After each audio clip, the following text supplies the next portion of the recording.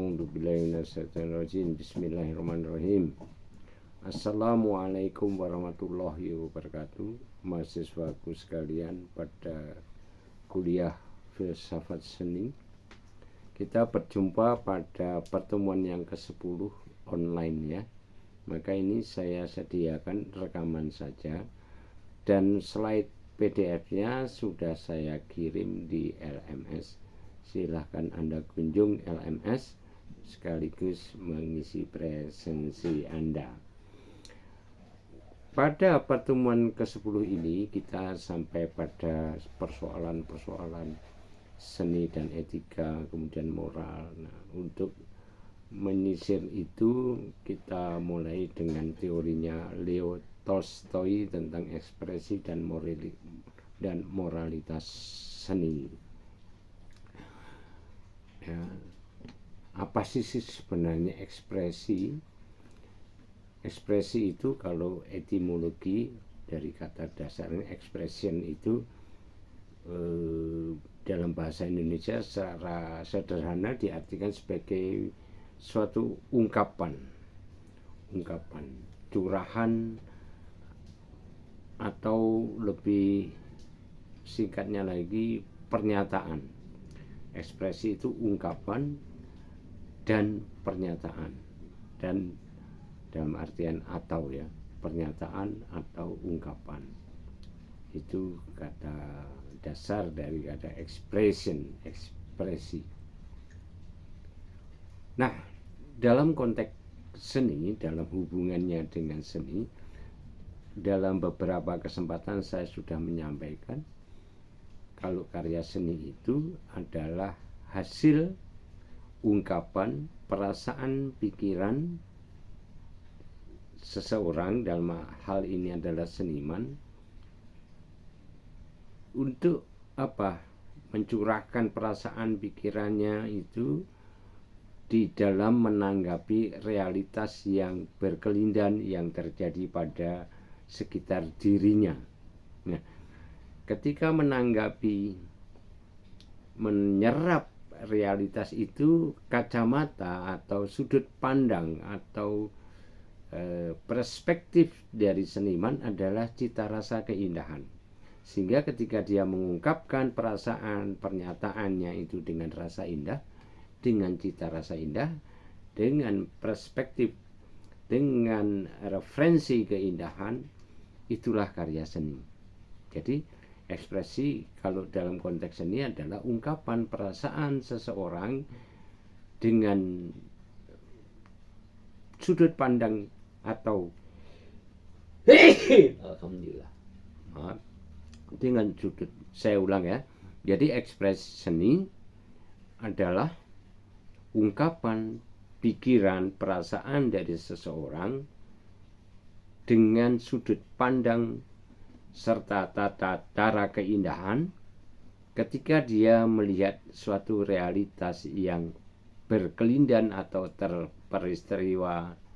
terperistiwa di sekitar dirinya. Nah, ketika dia menangkap dan mengungkapkan kembali kepada karya seni juga dengan pikiran, perasaan, cita rasa dan sistem atau tata cara keindahan, itulah karya seni. Jadi sekali lagi, karya seni adalah ekspresi keindahan dari seorang seniman terhadap sesuatu yang dia lihat pada realitas kehidupan sehari-hari mereka. Nah, itu sejalan dengan pendapat Ki Hajar Dewantoro ya. Kita sudah pernah mengenal cipta, rasa, karsa, dan karya. Cipta itu urusannya dengan logika, dengan pikiran, dengan nalar. Rasa itu dengan soul, jiwa, spirit ya, mentalitas, perasaan, emosi, itu rasa kalau dalam teori Ki Hajar Dewantoro.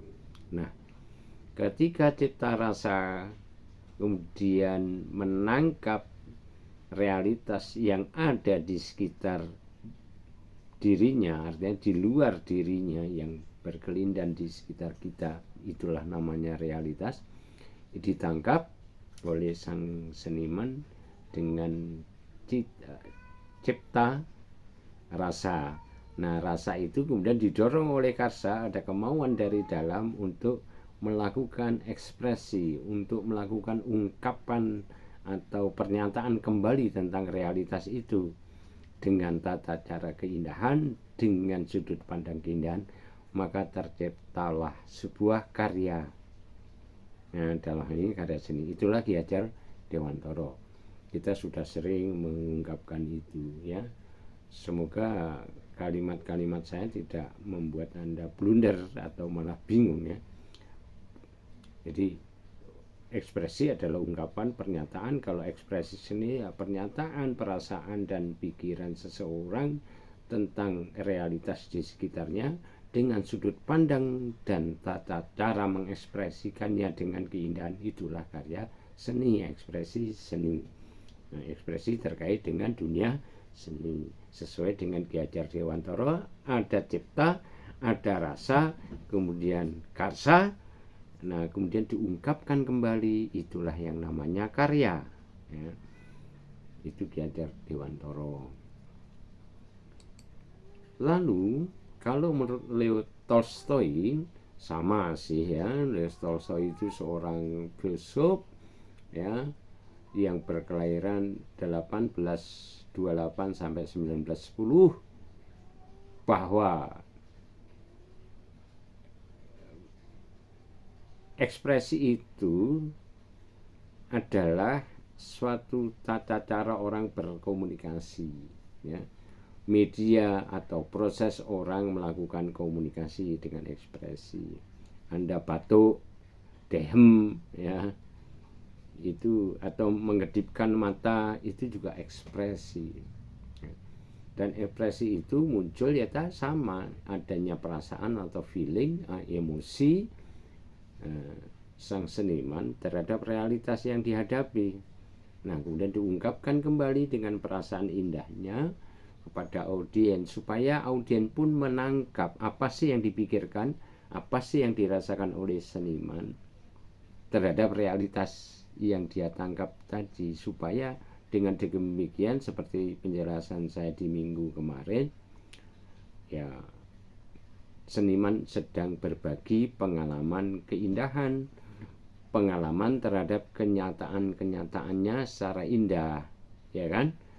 Berbagi tentang realitas yang terjadi secara indah. Itu Leo Tolstoy juga menggarisbawahi pemahaman tentang ekspresi juga seperti itu, ya.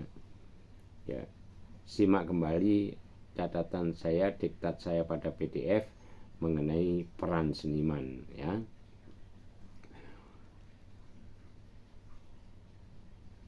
Nah, kembali ke Ki Hajar Dewantara, itu juga sama. Seni itu punya nilai ketika dia mampu menggerakkan hati, menggerakkan jiwa, menggerakkan emosi daripada audiens atau penikmat seni. Jadi kalau Anda berkarya, karya Anda itu berhasil, kalau orang yang menikmati karya Anda itu juga berhasil, emosinya bergerak mengikuti alur perasaan Anda yang Anda ungkapkan lewat karya seni itu. Itu Ki Hajar Dewantara. Nah, ekspresivisme Tolstoy, ya, prosesnya dikatakan bahwa aktivitas seni itu diawali dari sang seniman membangkitkan perasaannya sendiri, makanya dengan yang saya sebut dengan perasaan yang indah, dengan sudut pandang yang indah, dengan tata cara yang indah. Nah, untuk mengungkapkan seni itu, apa yang dia rasakan, apa yang dia pikirkan tentang realitas yang dilihat secara indah, diungkapkan dengan tata cara yang indah itu, seniman menggunakan simbol, lambang. Semua seni itu simbol, nyanyian itu simbol, bunyi itu basicnya, tapi simbolnya berupa teks atau syair, berupa nada berirama dan seterusnya. Kita membuat seni rupa dengan visual itu juga simbol, karena apa yang kita visualkan sebenarnya representasi, bahkan tiruan dari alam semesta. Nah, itulah maka seni itu simbol, hanya representasi yang sebagai tanda yang mewakili apa yang kita lihat pada realitas sehari-hari.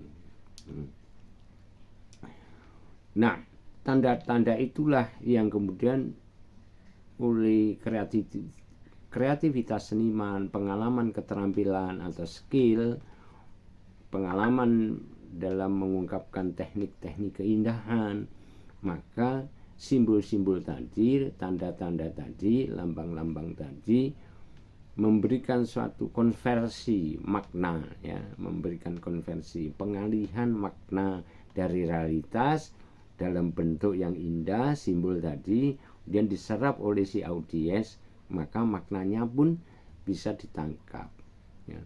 Sudah dikonversi gitu loh, sudah dialihkan makna yang sebenarnya realitas, digubah dalam tata cara yang indah dengan persepsi yang indah, maka terjadi bentuk simbol-simbol. Nah, simbol-simbol itulah representasi yang bisa mengkonversi makna-makna yang makna-makna asli, makna-makna verbal dari realitasnya, ya kan? Nah, itu Tolstoy menalar seperti itu juga. Kalau menalar itu menggunakan logika, instrumennya, alatnya adalah logika. Logika itulah membuat persyaratan kebenaran. 1 tambah 3 sama dengan 4. 5 kurangi 1 sama dengan 4. Keduanya memenuhi syarat kebenarannya. Ya, itu logika, nalar. Nalar itu instrumen berpikir. Kalau rasa itu instrumennya psikis, mental, emosi, ya, perasaan kalau orang kita bilang, ya. Kalau komunikasi akan berhasil bila dipahami nalar kita, logika kita memahami teks atau simbol atau lambang yang disampaikan kepada kita. Kalau logika kita nangkep, oh ini sesuai nalar, ya itu dipahami. Simbol, lambang atau ekspresi seseorang itu akan dipahami oleh nalar. Nah, perasaan sedih, perasaan gembira, perasaan marah, perasaan syahdu, rindu, romantik, melankoli, dan seterusnya, apapun yang disebut jenis-jenis perasaan, itu akan sampai pada audiens, penikmat, dalam hal ini penikmat seni. Ketika perasaan seniman yang merasakan sedih, misalkan haru, misalkan sendu, sepi, rindu, bahagia, ya, marah, kesal, itu semangat, itu lambang-lambangnya mewakili perasaan seniman.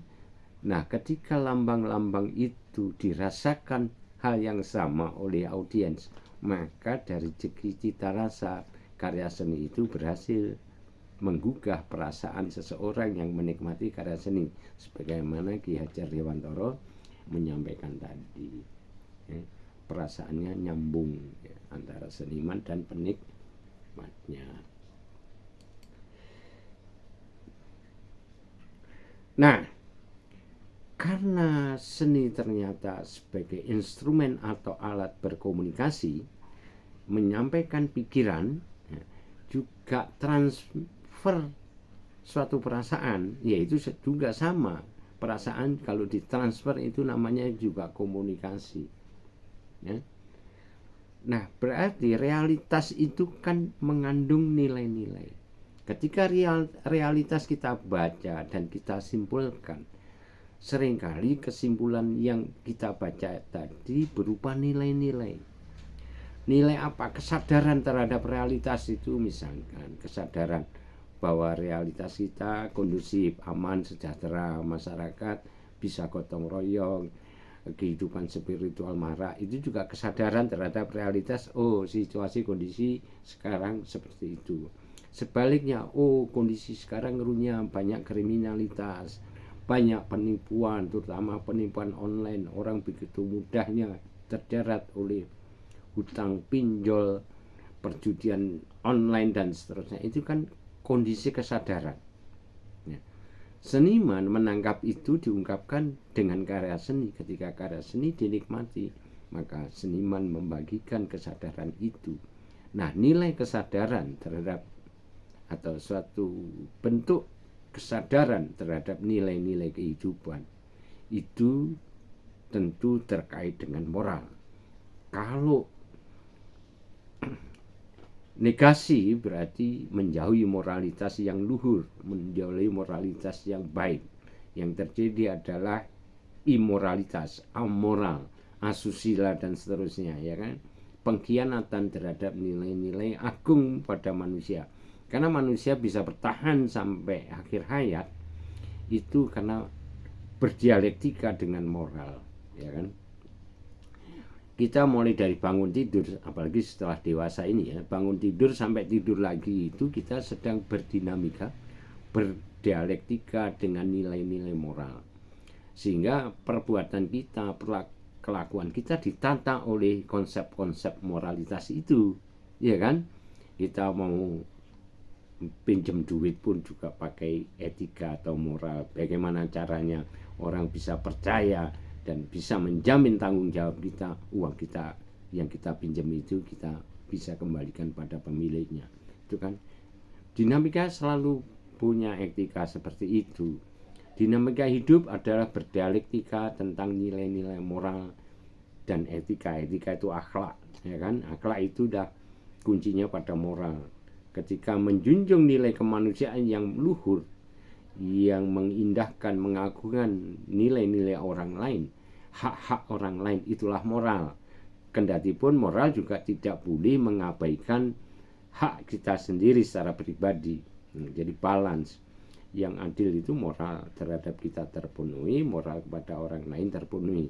Sarana untuk mencapai moral adalah etika atau akhlak. Nah, semua paket tadi itulah yang namanya peradaban, kebudayaan yang membawa suatu peradaban. Nilai kebudayaan tertinggi pada manusia adalah peradaban. Capaian manusia tertinggi adalah peradaban. Peradaban yang tertinggi ketika dia mempunyai nilai-nilai moral. Anda jadi pemimpin, apalagi moralitas harus di depan daripada kepentingan individu. Nah, Anda bisa sebagai seorang calon seniman, calon desainer, bisa membaca realitas hari ini. Apakah para pemimpin itu mengedepankan moral atau sebaliknya menabrak aturan, menabrak rule of life, aturan kehidupan, hukum-hukum ketuhanan, hukum-hukum sosial, hukum-hukum positif itu dilakukan secara etis, secara beradab, atau justru sebaliknya itu banyak yang nabrak, banyak melakukan penyimpangan-penyimpangan demi kepentingannya sendiri ataupun kelompok mereka dalam skup yang kecil. Sementara kalau pemimpin dalam sebuah negara, tanggung jawabnya, amanahnya adalah memikirkan semua kepentingan semua lapisan masyarakat tanpa kecuali, tidak golongan. Ketika jadi presiden, yang jadi warganya bukan partainya yang mendukung dia saja, tapi partai yang tidak mendukung, kelompok orang simpatisan dari orang-orang yang tidak mendukung tetap menjadi warga yang menjadi tanggung jawabnya dan harus diurus dengan adil. Itulah moral.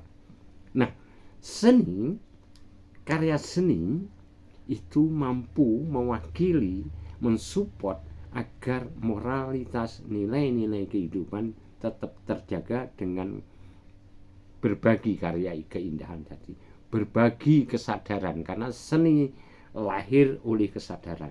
Tanpa ada kesadaran untuk melihat, menangkap secara lebih detail, lebih subtil. Ingat, seni adalah subtil, subtil ya, subtil atau bahasa Indonesia subtil, subtil, lembut, halus. Maka seni membantu orang untuk jiwa perasaannya, cara berpikirnya berkelindan atau bergerak secara halus, sehingga dengan halus tadi mudah subur, mudah diakses oleh nilai-nilai moral. Jadi ketika kita ini jiwa kita subur oleh nilai-nilai seni, daya tangkap para seniman yang diekspresikan dengan indah itu juga menyuburkan jiwa-jiwa lembut kita. Nah, jiwa-jiwa lembut itulah yang akan mendorong untuk lekas sampai segera sampai pada pemahaman terhadap moral. Jadi seni pun harus memuat nilai-nilai etika, nilai-nilai akhlak, nilai-nilai moral. Tentu ukuran moral akhlak di dalam karya ekspresi seni secara verbal, secara wujudnya itu berbeda dengan nilai-nilai. Misalkan gambar nude itu belum tentu itu pornografi. Karena itu kalau di dalam studi seni rupa murni, melukis nude itu kewajiban, adalah studi terkait dengan anatomi tubuh manusia. Dan tubuh manusia, ketelanjangan itu juga punya filsafat sendiri. Persoalannya adalah culture kita menerima sampai di mana. Kan nude ekspresi itu selalu jujur ya. Oh, nude-nya itu nude berbahu motivasi atau modus mesum, modus jorok, busuk, ya, mesum, jorok, norak, kampungan yang tidak bermoral. Itu beda dengan ekspresi nude, tetapi adalah mengagungkan keindahan, yang mendorong jiwa halus kita mengagumi keindahan, bahwa keindahan itu siapa sih sumbernya? Sumber atau prima causa dari keindahan adalah Gusti Allah, adalah Tuhan yang Maha Esa. Karena Tuhan menciptakan segala sesuatu dengan keindahan, dengan proses. Segala sesuatu diciptakan dengan indahnya. Ya. Tuhan tidak pernah melepas nilai keindahan dalam ciptaannya, dalam prosesnya mendinamika kehidupan. Nah, jiwa-jiwa indah itu diwarisi kepada seniman, supaya seniman, ya manusia, tubuh manusia, kecantikan seseorang perempuan, atau ketampanan kegagahan pria, atau kekurangan dari tubuh seseorang pun adalah suatu nilai keindahan, karena Tuhan mendesain itu semua, merencanakan semua dengan konsep keindahannya Tuhan. Sehingga kita melihat tubuh bukan mesumnya yang kita kedepankan, tetapi pikiran kita bahwa Tuhan menciptakan sesuatu dengan keindahan, sehingga rasa kekaguman itulah yang mendekatkan diri kita kepada moral, bahkan meneguhkan keimanan kita kepada Tuhan yang sang pencipta. Itu bedanya.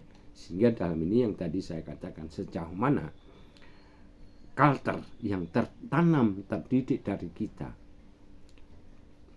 akan mentolerir itu, ya. Itu butuh suatu kajian yang mendalam, penghayatan latar belakang kultur kita. Jangan ditelan mentah kultur dari luar negara kita, misalnya dari kebudayaan di luar kebudayaan kita. Tentu tidak semuanya cocok, meskipun ada hal-hal yang kita juga harus ikut menempuhnya, misalkan studi anatomi. Tetapi nanti sebagai ekspresi kita juga harus lebih tajam lagi mewaspadai diri kita, modusnya apa, motivasinya apa. Itulah moralitas, salah satu bentuk moralitas dalam seni. Kalau misalkan kita ada seorang pelukis Prancis Bacon, ya, dari Prancis Bacon, itu ada Francis Bacon yang filsuf, ada Francis Bacon yang perupa. Nah, perupa ini lebih modern dia. Kalau filsuf kan masih di zaman tahun-tahun abad 18, 17 itu kan. Ini abad yang sudah modern, 1920 kan. Francis Bacon itu kalau melukis jorok banget, bahkan instalasi juga. Daging sapi dengan darah tercecer kemana-mana, jorok, ekspresi seksual yang mengerikan, sadis itu. Tapi culture Barat menerima itu sebagai ekspresi kejujuran sebenarnya. Kita belum tentu mampu. Bukan apa-apa, mentalitas kita mungkin untuk melihat kesadisan itu justru meneror keharmonisan daripada moralitas atau mental kita sebagai orang Indonesia yang punya akar budaya yang berbeda. Nah, ini yang kita juga harus selektif, ya. Tidak semua yang dari luar yang mengagumkan itu cocok dengan nilai-nilai kita, sehingga kita ya nggak perlu kagum. Toh kita bisa melakukan sesuatu yang lebih indah, sesuatu yang sama nilainya, memberikan kesadaran dengan suatu dogma atau apa shock terapi, tetapi ekspresinya mungkin berbeda, yang lebih sesuai dengan nilai-nilai sopan santun, nilai-nilai akhlak dari bangsa Indonesia. Nah, itulah kita harus juga waspada menilai moralitas dalam seni, etika di dalam karya seni.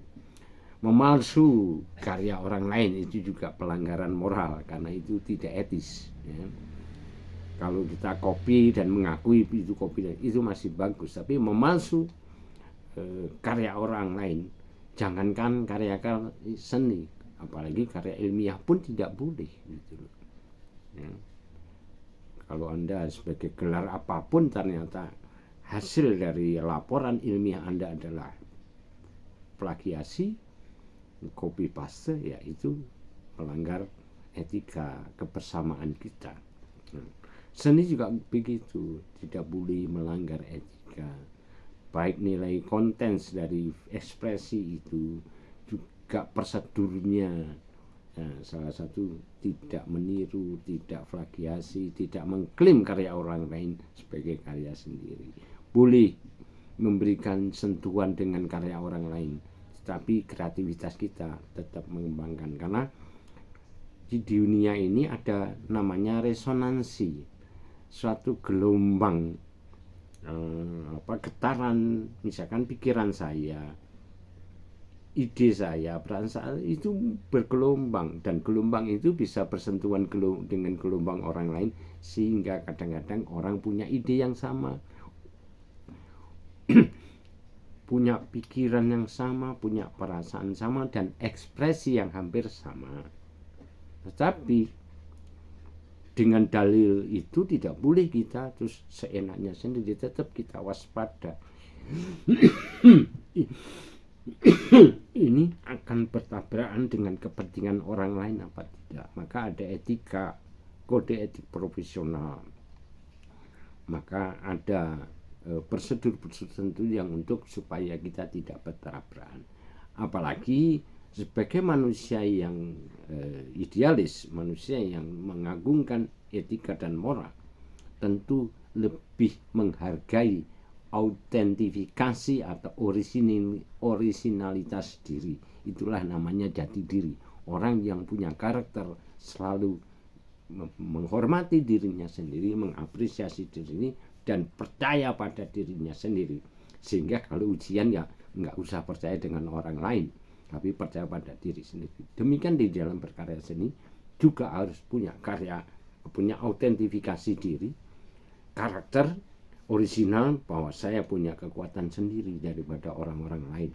Saya boleh bersentuhan dengan karya-karya orang lain, tetapi saya yang dengan visualisasi yang saya lahirkan itulah murni lahir dari aliran darah saya, aliran jiwa saya, aliran pikiran saya. Nanti akan terbentuk, kalau kita terlatih akan terbentuk. Nah, jadi tidak akan mungkin disebut plagiator kalau kita selalu percaya diri dan menggali orisinalitas sendiri, menggali autentifikasi diri sendiri. Maka untuk itu kita harus menempa karakter kita, mengakumulasi potensi-potensi positif dari kita. Itulah sebabnya saya seringkali ketika saat bertemu dengan Anda selalu membangkitkan itu. Trust yourself, believe yourself. Gali potensimu, kembangkan potensimu, starting by now. Ya. Mulai dari sekarang, tidak entar, tidak nanti, tidak besok, ya. But now, just right now, Anda harus memulai mengakumulasi potensi diri Anda. Maka Anda akan tampil sebagai karakter yang original, yang otentik, yang tidak ada bandingannya. Anda yang orang yang unik dan bermanfaat bagi orang lain. Nah, itu bagian-bagian muara daripada pemikiran Leo Tolstoy, Ki Hajar Dewantara, dan tokoh-tokoh lain tentang ekspresi, etika, dan moralitas.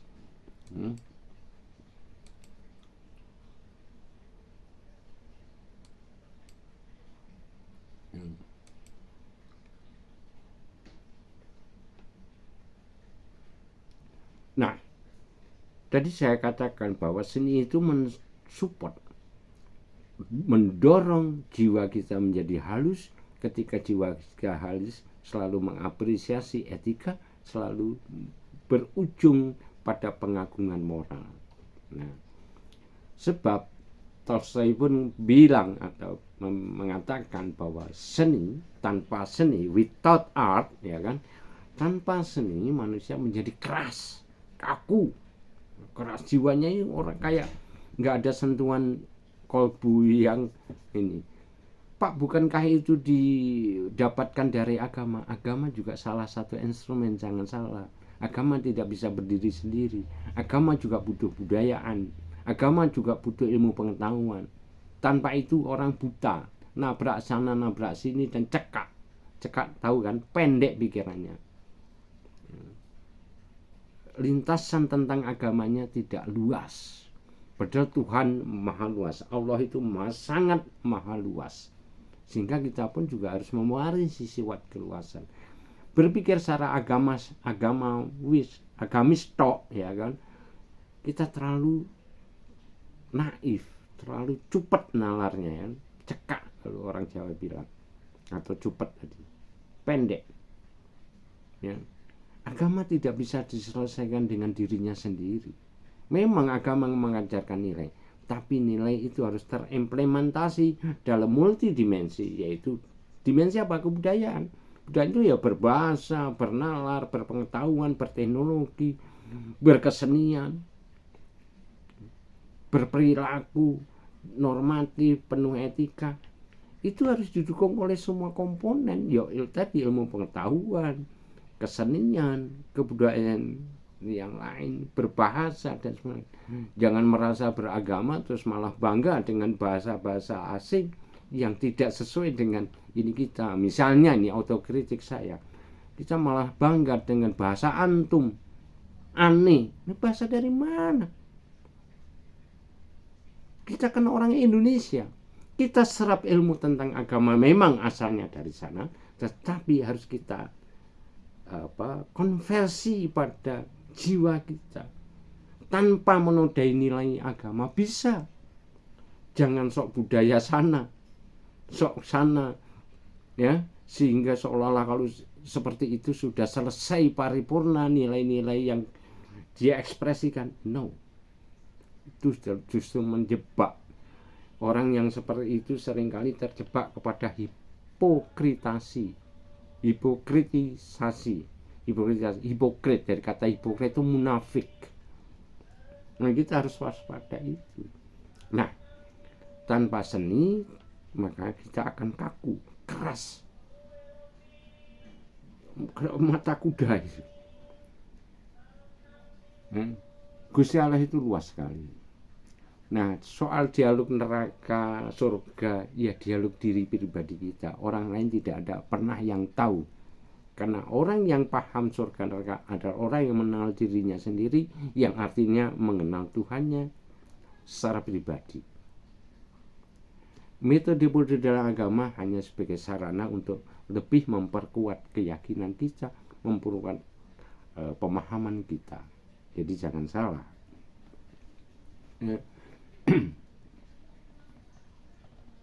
Kalau tanpa seni orang itu menjadi liar. Lupa, banyakan seniman itu liar. Itu kan mata wadak Anda yang melihat, belum tentu. Kelihatannya memang outsiders di dalam satu normalisasi standar manusia biasa. Ya kita harus maklumi sisi itu. Tetapi tidak bisa kita generalisasikan bahwa seniman itu liar. Seniman itu pengagum keindahan, pengagum nilai-nilai. Saya bukan berarti memberikan apologi dan afirmasi pengagungan pada seorang seniman saja, karena mentang-mentang saya juga seniman, bukan seperti itu. Tapi karakter seniman adalah yang sebenarnya yang tidak terpengaruh oleh hal-hal lain. Itu kalau pengaruh oleh hal-hal lain itu kan pribadi, sifatnya oknum, ya. Tapi seniman itu pemuja kedamaian, pemuja harmonisasi, karena tiap karya harus harmonis, ya kan, ya, harus balan dan seterusnya. Ya, dia pencinta etika dan pencinta moral, karena dengan karya seni kita memasuki pintu akhlak dan pintu moral. Itu kalau mau jujur, kalau mau paham yang sebenar-sebenarnya, ya.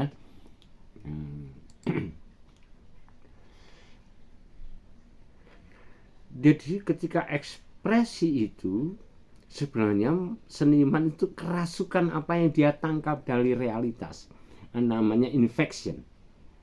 Terasui apa? Suatu gejolak tertentu, emosi tertentu terhadap realitas, kesel mungkin, wah ini kok nggak adil. Nah, jadilah ekspresi tentang ketidakadilan lewat versinya sang seniman. Kalau lagu mungkin seperti Iwan Fals dan sebagainya, bongkar ya bongkar misalnya kan. Nah, itu adalah seorang Iwan Fals kerasukan emosinya terhadap situasi yang terjadi. Kerasukan berarti bukan trans kayak orang jadilan terus menjadi tidak sadar, tidak. Bahwa sadarnya terpengaruh, bahwa ini ada sesuatu yang harus dibenahi, harus diluruskan, paling tidak harus menjadi kesadaran bersama. Jangan ini jadi pembiaran berlarut-larut. Misalnya kan bongkar itu orientasinya pada kritik pada entah itu pemerintah, itu siapapun komponen masyarakat yang melakukan pengkhianatan, melakukan korupsi, melakukan tidak kejujuran pada tanggung jawab mereka masing-masing. Nah, itu harus menjadi kesadaran menurut Iwan Fals. Kesadaran itu harus, nah maka untuk menjadi kesadaran dia gubah menjadi sebuah lagu yang bisa di-share kepada masyarakat, sehingga masyarakat dengan cara halus, dengan cara indah terpengaruh jiwanya menjadi sadar, oh iya, ini nggak boleh terjadi, ini harus stop sampai di sini, ini tidak boleh ada pembiaran. Itulah namanya infection, terasui sesuatu yang memang mengganggu, menggoda perasaan dan pikirannya, untuk sehingga yang menggoda itu akhirnya ujungnya kan pada kesadaran. Nah, kesadaran itu kemudian menimbulkan kreativitas, mendorong kreativitas untuk menciptakan lagu, menciptakan karya seni lukis, menciptakan apapun yang disebut karya seni, dan kemudian di-share. Ketika di-share akan membawa suatu dorongan untuk kesadaran kolektif. Bersama-sama kita sadar, sehingga kita bergerak kompak, gotong royong, persatuan Indonesia Sila ketiga Pancasila. Kita stop kemungkaran, stop kebatilan, stop kepada kepengkhianatan. Nah, ketika orang mendengarkan lagu yang diciptakan oleh, ini supaya mudah aja saya contohkan lagunya Iwan Fals yang bongkar misalnya, jadi sadar, oh iya, maka yang penikmat lagu itu juga terinfection,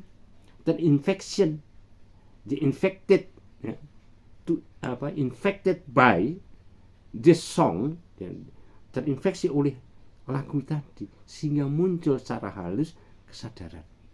Kan terwakili kekecewaan kita oleh lagu tadi, bahwa kita kecewa dengan kondisi yang ini. Oh, ini harus selesai, harus diberhentikan, tidak boleh berlarut-larut untuk dijadikan keberlangsungan atau pembiaran yang terus-menerus. Ini harus stop. Nah, kesadaran bersama ini memang kelihatannya tidak terbentuk, ya, tidak, bentuk wujudnya nggak ada, tapi gerakan masyarakat yang laten inilah ketika kompak satu jiwa, satu kata, maka kita menjadi sensitif. Kalau ada orang yang sedikit akan menyimpang, kita sudah melakukan kontrol. Misalkan ketika orang tahu korupsi, kan kita musuhi, kita bully. Itu hukum sosial, belum lagi hukum positif, dia harus dalam peradilan dan sebagainya. Nah, kesadaran itu memang seolah-olah tidak terbentuk kesadaran kolektif, tetapi itu laten, dan itulah harus yang kita jaga supaya kekuatan kebersamaan, kesadaran bersama, entah itu laten, syukur-syukur dalam bentuk yang tidak laten, bentuknya tidak laten. Kita memakai misalnya yang tidak laten seperti apa? Ya, kita punya wakil-wakil suara kita, aspirasi kita di DPR, di legislatif dan sebagainya. Kita dorong mereka supaya mereka juga bertindak yang benar-benar mewakili aspirasi kita. Bukan sebaliknya, mereka malah pro pada mafioso, pada kekuatan-kekuatan yang menyimpang dari peraturan berbangsa dan bernegara. Nah, lagu pun juga mendorong kesadaran itu. Itulah infection, si seniman terinfeksi oleh kondisi, dan sang audiens, penikmat seni juga terinfeksi. Kalau bahasa Tolstoy ya, terinfeksi, terpengaruhi, terasui adanya kesadaran tadi. Kesadaran itu ketika mengkristal menjadi kesadaran bersama, membulat, menjadi dorongan, tidak hanya bola salju, tapi benar-benar bola api yang mampu membakar penyimpangan-penyimpangan tadi. Ya. Nah, itulah maka peran seniman kan sebenarnya semakin jelas ya bagi kehidupan berbangsa. Nah, perasuan kita bisa terinfeksi oleh karya seni ketika karya seni itu punya syarat 3. Cerminan dari kesadaran individual, ya. Dan dia mewakili individu yang penikmat. Misalnya lagu Bongkar tadi mungkin itu mewakili individualitasnya sang seniman pencipta lagu. Nah, kita merasa kita nggak nyipta tapi merasa oh iya kehidupan kita ini begini. Nah, maka ini kepentingan individu yang terwakili oleh lagu tadi menjadi kekuatan sosial yang luar biasa. Nah, contoh misalkan dangdut. Kenapa dangdut itu kok disenangi masyarakat, masyarakat kelas bawah, ya, dengan lagu yang cinta, merengek-rengek, yang tidak punya duit, itu karena mewakili perasaannya. Putus cinta, tidak punya harta, gubuk derita, karena mewakili perasaan orang-orang bawah. Sehingga lagu itu menjadi hit and run di kalangan mereka. Nah, itulah namanya. Jadi sebuah karya mewakili individu, kemudian menjadi suatu kekuatan kolektif. Nah, biasanya akan mudah efektif dinikmati, merasui sang audien atau penikmat seni ketika ada clear, karya itu jelas, alirannya jelas, ya, misi visinya jelas, ekspresinya ditangkap dengan jelas. Tidak terlalu banyak menimbulkan bias atau bias makna, tidak menimbulkan banyak pertanyaan. Tapi juga jangan salah, untuk efektif supaya tidak terlalu banyak bertanya, kita sebagai penikmat seni juga harus punya pengalaman, harus banyak belajar, nonton pameran, mendengarkan lagu, mendengarkan konser, menikmati konser, bergaul sana sini, membaca literasi, bahkan kalau perlu eksperimen juga. Yang penting harus mengumpulkan pengalaman estetik yang kemarin juga sudah saya singgung. Pengalaman estetik adalah pengalaman pengamatan seseorang terhadap realitas. Pengalaman estetik yang dengan cita rasa keindahan yang dilakukan oleh seniman maupun penikmat seni juga akan memberikan pengalaman estetik yang punya nilai artistik, menjadi pengalaman artistik, ya kan? Nah, karya itu harus jelas. Supaya kita lebih jelas menangkap sebuah karya, kita juga harus belajar sebagai penikmat seni. Jadi jangan minta disuapin mulu, kita juga harus menyongsong gitu loh. Datang ke museum-museum, datang ke galeri-galeri, supaya intelektual kita itu terasuki terus-menerus wawasan-wawasan, nilai-nilai dan seterusnya.